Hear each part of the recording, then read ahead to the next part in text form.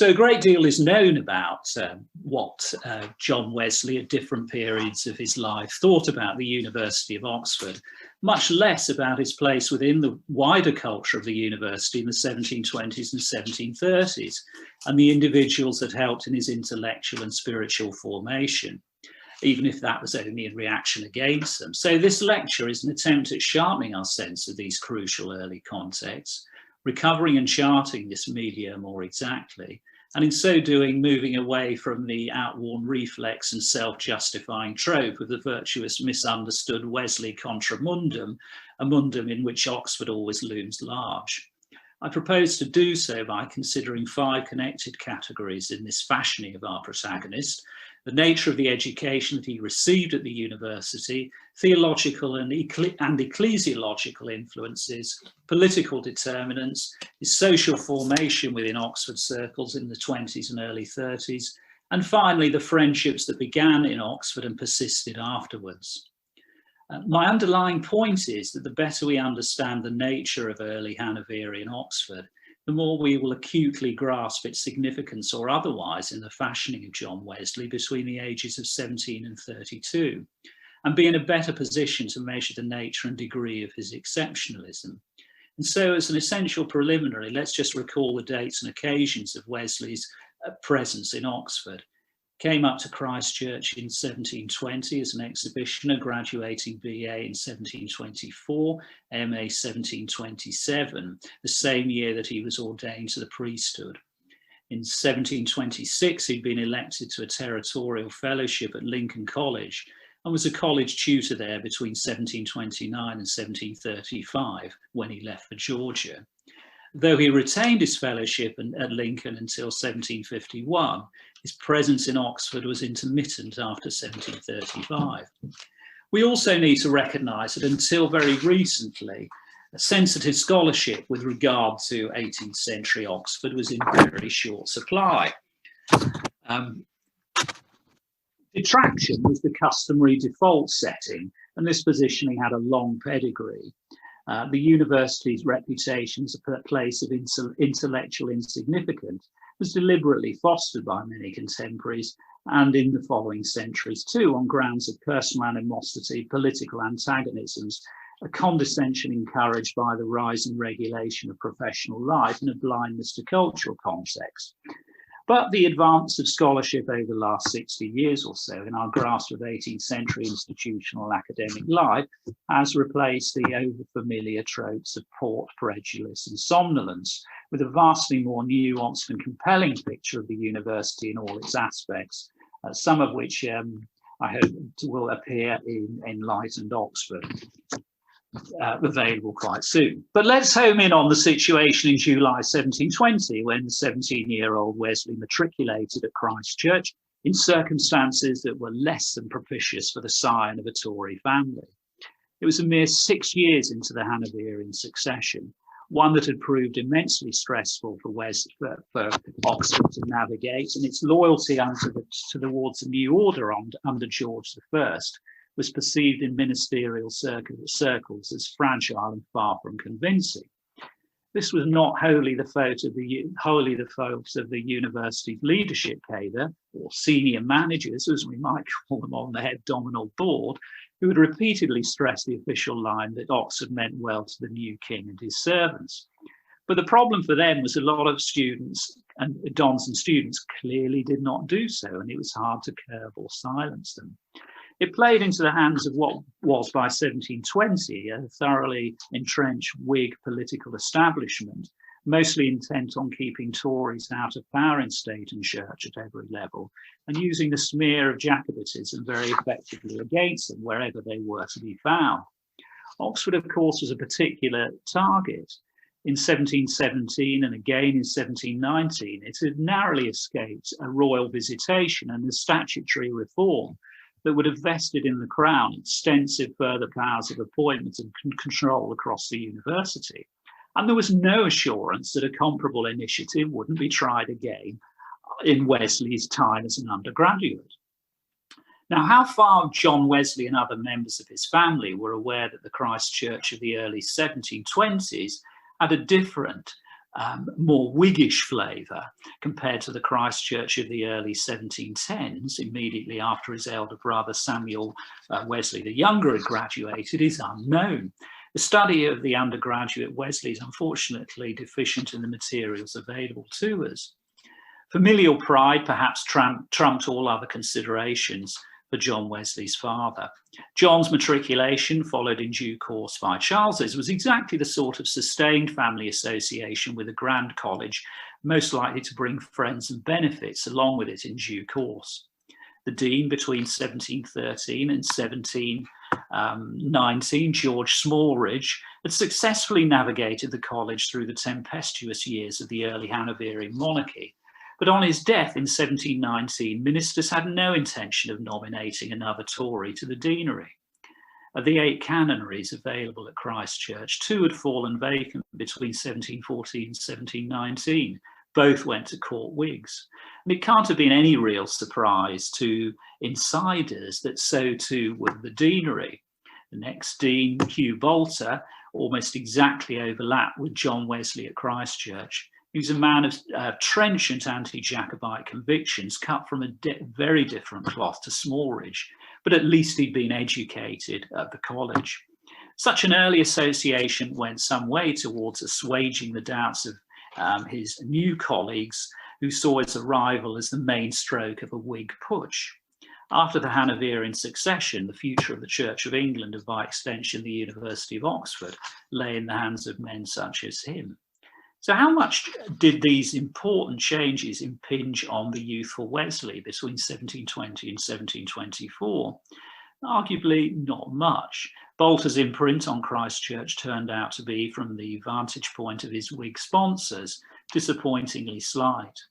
Once in post, he opted to continue the broadly consensual line adopted by Smallridge in managing the college and not giving offence easily, as it was reported in 1722. The bishop, though a zealous Whig, carries himself so well, both at the university and at Bristol, where he was also bishop, that he's very well esteemed by the Tories at both places. His endeavour is by gentleness and all fair ways possible to win the affection of everyone to the present establishment. Bolter left Christ Church in 1724, same year as Wesley, for a bigger prize in Ireland, the Archbishopric of Armagh, incidentally the first of 2 primates of Ireland that the college supplied in the 18th century. The key player in Christ Church while Wesley was there was not Bolter, but Dr. Thomas Terry, not Terry Thomas, Thomas Terry, the sub-dean, a Harleyite Tory appointee of 1713. And it says much for Bolter's unforeseen timidity as well as his tact that he allowed Terry to remain as his deputy while he was dean, and thereby promote a degree of internal stability inside Christ Church, just as political turbulence raged outside. The education that John received at the college was as rigorous as anything that the university offered in the 1720s. He was well taught by 2 experienced and competent tutors, George Wigan and Henry Sherman. They did their job diligently by comparison with some others, and probably have an underestimated place in his intellectual formation. The relationship appears to have been simply one of tutor and student, and there are scant signs of enduring mutual affection.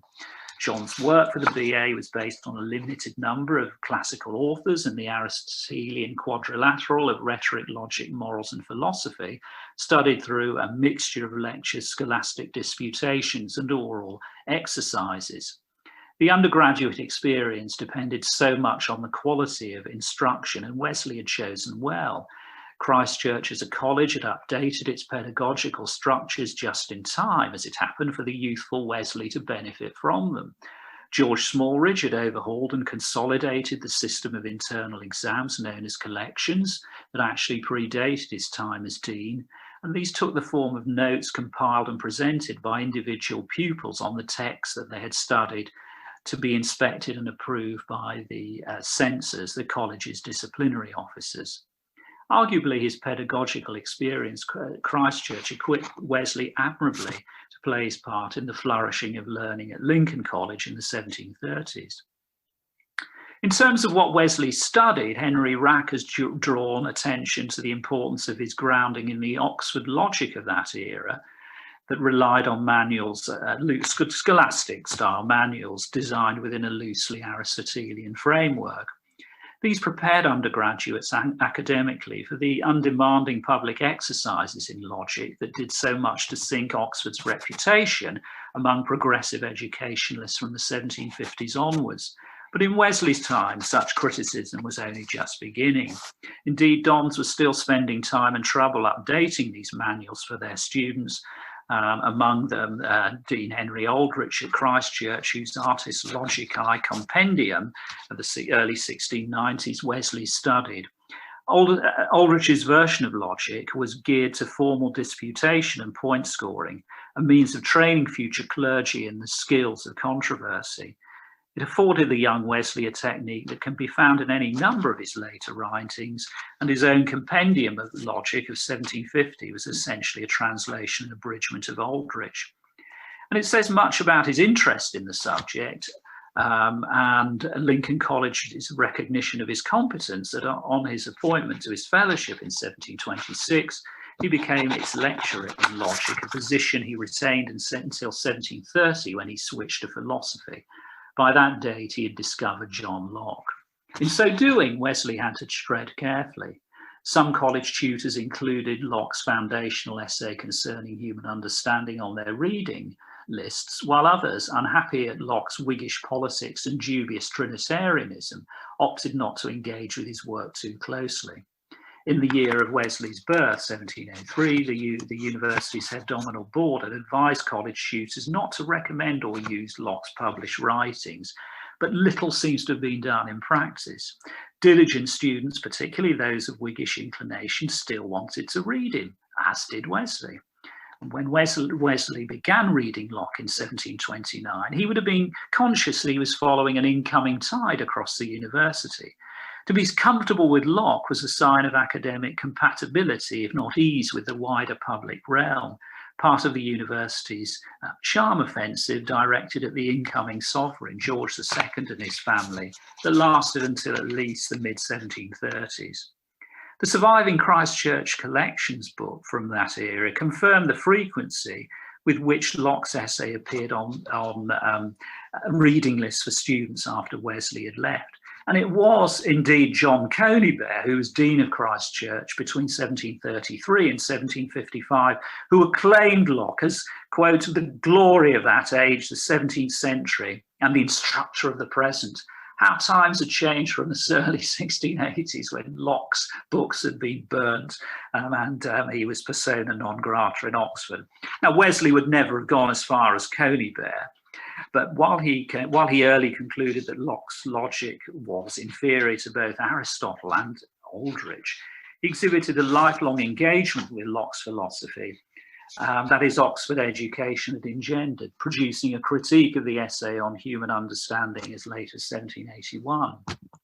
But of course, Wesley came up to Oxford primarily to be prepared for the priesthood and was looking to the theological culture of the university and its expositors to be instrumental in that process. It might be thought, and it certainly has been thought, that his undernourishment in that regard had a major part to play in the origins of Methodism and Wesley's drift away from his Oxford moorings. Let's shift the angle slightly and remember that both as a student and a college fellow, Wesley was expected to participate in the regular religious observances that were inherent to the life of the university. He had exceptional sacramental access in Oxford and the opportunity to hear any number of leading preachers on Sundays and festivals.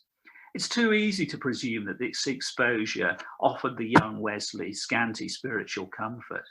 Indeed, one might argue that the Holy Club itself might be viewed less as a rejection of the restrictive formalities of the Oxford religious experience about 1730 and a bid to build on it and deepen it further. In terms of Wesley's own formation for ordination at Christ Church, there were catechetical lectures for students who were considering taking holy orders. And if one was seeking a contemporary episcopal influence, I'd point not to Wesley's own college head, Hugh Boulter, but to John Potter, the Bishop of Oxford and future Archbishop of Canterbury, whose intellectual importance in the Church of England for at least the first third of the century, I think, has been rather underestimated. I don't think there can be any doubt about Potter's impact on Wesley's preparations for ministry in the Church of England and the basis on which it was undertaken. He was in fact something of an academic star, best known for his Principles of Church Government, originally produced in response to the deist Matthew Tyndale and published in 1707, in which he defended the three historic orders of bishop, priest and deacon of being of divine origin. The book continued to be influential 2 decades on and was republished in 1724, the year that Wesley graduated. Potter was a genuinely hard worker, combining his duties as diocesan with the Regius Professorship of Divinity, and that though it was only at mid-century that his successors began to provide regular lecture courses designed specifically for intending ordinands, Potter nevertheless lectured on his own initiative, attended exercises in the divinity schools, and published material intended to be serviceable to students. He was thoroughly orthodox in his theology, a moderate high churchman and a moderate Whig, who attempted in his career to show that the two could be run in tandem. Moreover, Potter, as Bishop of Oxford, did not issue testimonials to intending clergy as a matter of course. He would have wanted to be assured or reassured as to John Wesley's suitability for holy orders. It was in Christ Church Cathedral that Potter ordained Wesley to the diaconate in 1725 and later to the priesthood. There are several occasions on which Potter was shown to be not unsympathetic to the early Methodist enterprise against detractors. One striking quotation for you: "These gentlemen are irregular, but they have done good, and I pray God to bless them." Earlier, in a visitation sermon at Oxford in July 1719, Potter had warned of great dangers to the church in false doctrines and told his clergy to insist on using the Nicene and Athanasian creeds as a sure test against infidelity. The challenges to the structures and theology of the established church were multiple at that date, and though they eased during the 1720s for several reasons, they were never far away and resumed again around the time that Wesley returned to Oxford in 1729 after 2 years acting as his father's curate at Roos on the Isle of Axholme back in North Lincolnshire. Deist fears were reviving around that time and found an understandable focus in Tyndale's Christianity as Old as the Creation of 1730, arguing that revelation, and very subtly arguing that revelation cannot add anything to the religion of nature that was as old as the creation. John Wesley was caught up directly in the fallout.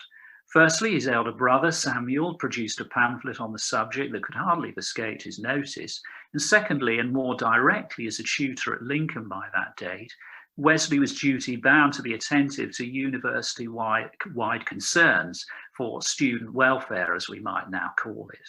A circular broadsheet from the Vice-Chancellor, heads of houses and the proctors, despite some opposition, came round to all colleges, urging tutors, quote, to discharge their duty by double diligence in informing their respective pupils in their Christian duty, and in recommending to them the frequent and careful reading of the scriptures and such other books as may serve more effectually to promote Christianity, sound principles and orthodox faith. This heightened sense within Oxford that immorality must be checked, and in younger clergy and intending ordinands that a more intense and personalised religion was required to do so, was arguably central to the genesis and appeal of the Holy Club around that time. But if Christ Church was subject to progressive Whig encroachment in the 1720s, then that was much less the case at Lincoln, where comfortable, unaggressive Toryism was the predominant tone of college politics. Of course, Wesley had come up to Christ Church as someone whose Tory and High Church credentials could be presumed, giving his elder brother's commitment to the honest cause. And like other members, young men of that persuasion, Wesley's dilemma in the 1720s was how and whether that commitment should be articulated, modified, or just discarded. We know that John Wesley wasn't a Jacobite. Jonathan Clarke has told us so in an earlier lecture. But that course received an unexpected fillip in the early 1720s from internal Whig divisions and the instability and public dissatisfaction created by the collapse of the South Sea bubble. And it's against that background that the Atterbury plot of that period, forcibly to restore the exiled Stuart king, de jure James III, should be viewed. For other than Atterbury himself, many old Christchurch men were implicated in what turned out to be a fiasco. Much about the plot remains mysterious, and the extent of contemporary Oxford interest in what was afoot really remains to be fleshed out, I think. We do know that the university's own chancellor, Charles Butler, Earl of Arran, was himself lucky to survive, probably through his powerful court connections. Wesley appears to have kept his head down, and there's no surviving evidence in what he thought of these dramatic public events at the time. But looking back in his History of England, he had no doubt that Atterbury's trial of 1723 was another act of Whig ministerial vindictiveness. The whole affair, he wrote, was doubtless a plot of the ministers to rid themselves of one that was troublesome to them. In such troubling times, it was tempting for Oxonians to take nostalgic refuge in the imagined glories of the past, congruous with an inward-looking, amiable Toryism of the kind that Wesley found and enjoyed at Lincoln. It would not be unfair to say that the college in 1726 still basked in the shadow of its former warden, Nathaniel Lord Crewe, Bishop of Durham from 1674, though Crewe had died 5 years previously. Crewe was a Tory legend in his lifetime for his never-to-be-forgotten subservience to James II as sovereign. And within Lincoln, he'd an abiding interest in its appointments and influence, if only through proxies. And his generosity as a benefactor made it inexpedient to counter that benefit to those benefactions. William Lupton, Crewe's chaplain, a fellow of Lincoln from 1698 to 1726, acted as his eyes and ears within the college, and Crewe was aghast when the Fales failed to elect Lupton as rector of Lincoln in 1719. Instead, the office went to John Morley, the rector imposed on Wesley's accession to his fellowship, who neatly embodied that understated, relatively apolitical Tory temperament. Morley's successor, the scholarly and peace-loving Euseby Isham, the younger son of a Northamptonshire baronet and a future vice-chancellor, embodied comparable values. Lincoln thus afforded John Wesley a relatively serene political environment, largely free of the party fervour that characterised some other foundations. He was immediately delighted with the contrasted offer to Christchurch. "I never knew a college beside ours," he wrote, "whereof the members were so perfectly satisfied with one another and so inoffensive to the other parts of the university." The experience of Lincoln life did nothing to make his loyalties to the Hanoverians less tepid. In June 1734, Wesley preached what was construed as the Jacobite sermon at St Mary's Church, having taken the polite but politic precaution of having the Vice-Chancellor approve the text before he preached.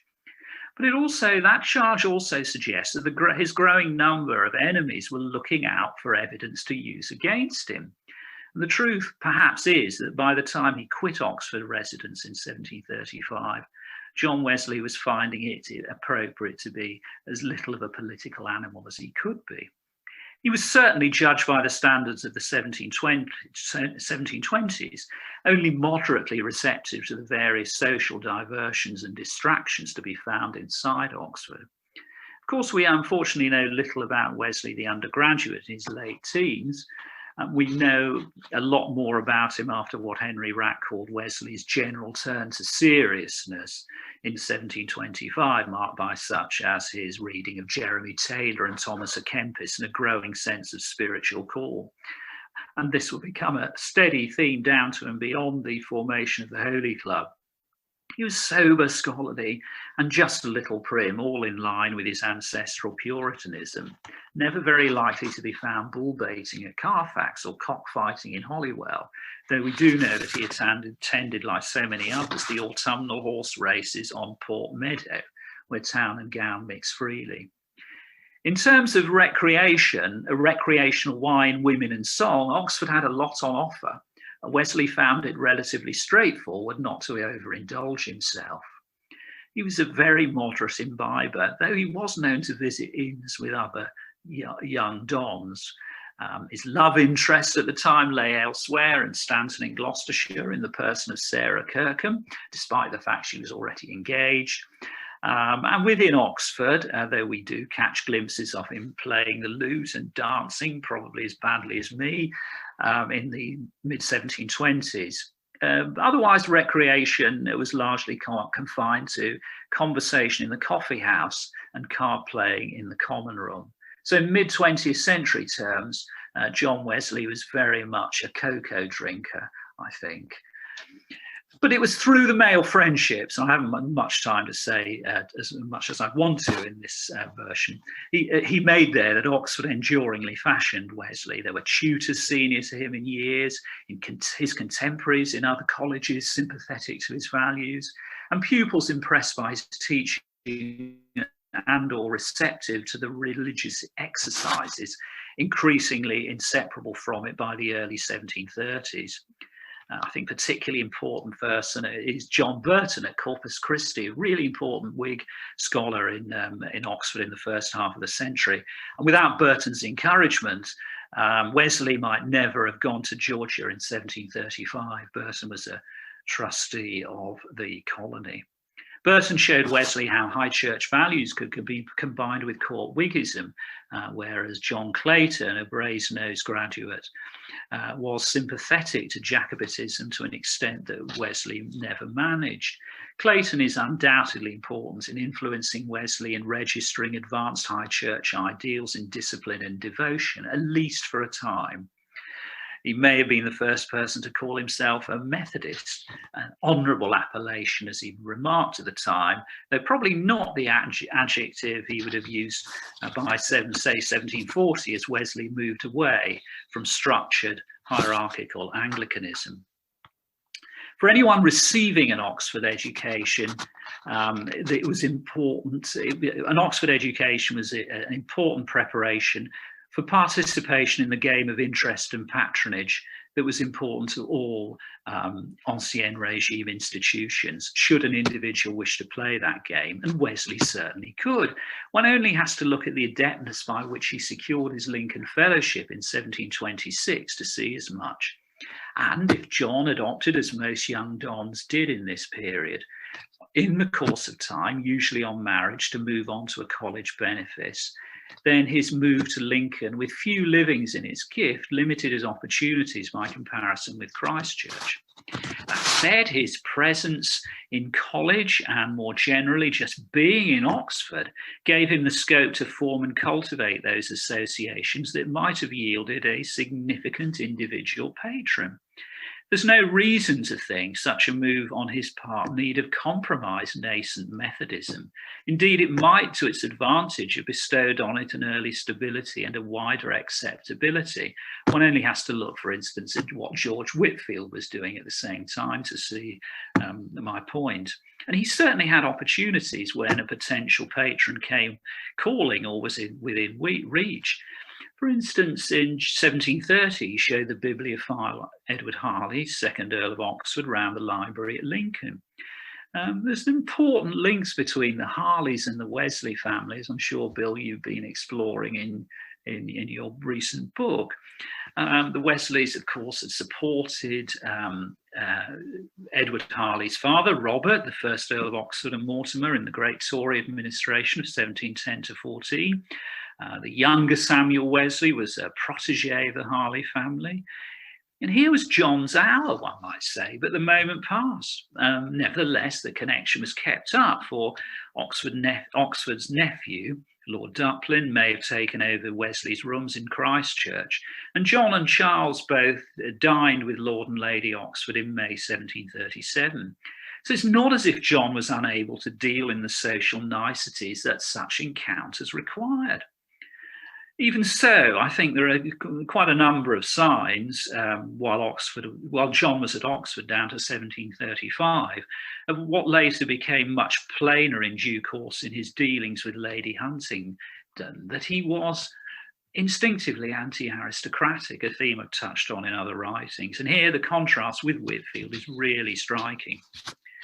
By the mid-1730s, Wesley was too restless, conscious of the limitations of Oxford University as an evangelistic locus, to want to stay in residence and follow the conventional way out into a parish in the English countryside.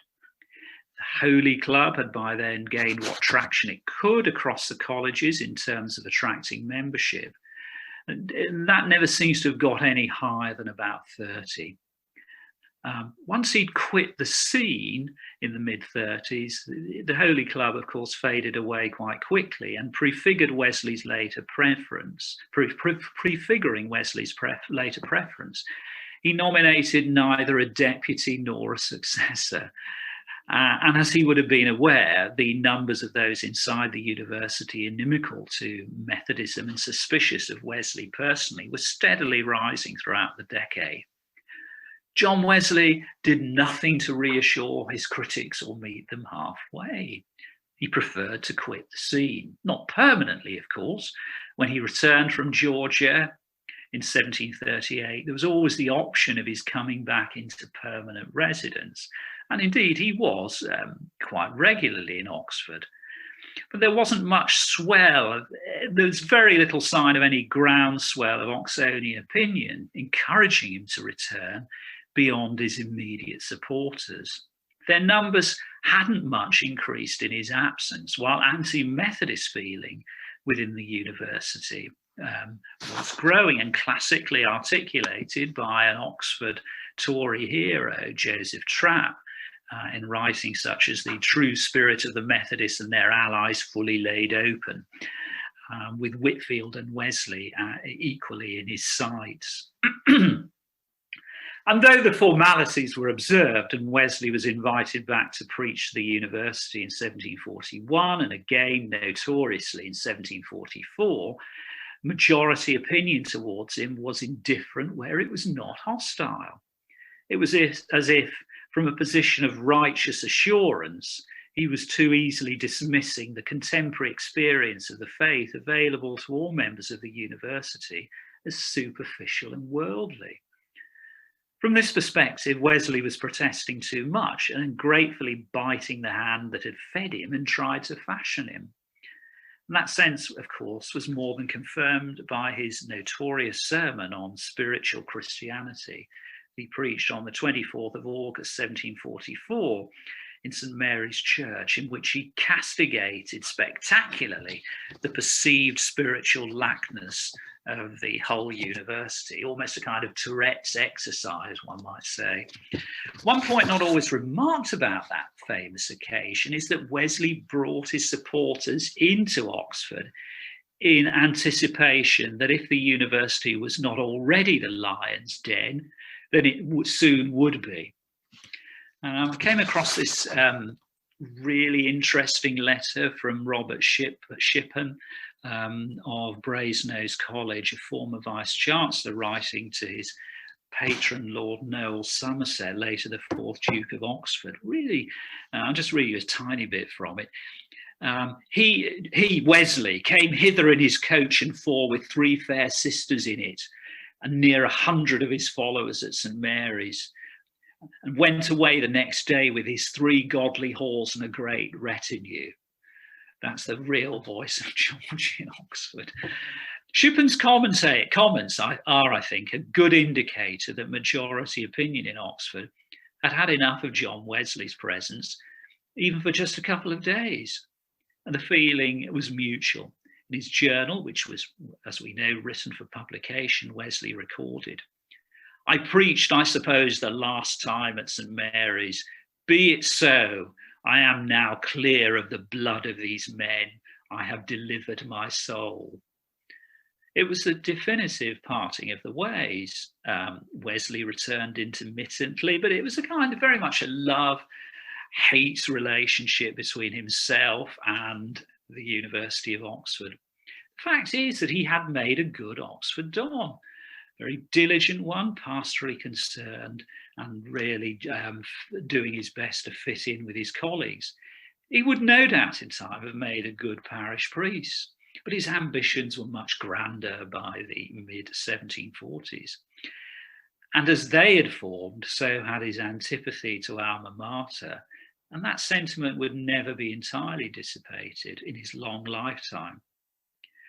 One might have thought that he would have resigned his Lincoln Fellowship there and then, whereas he kept it on until 1751.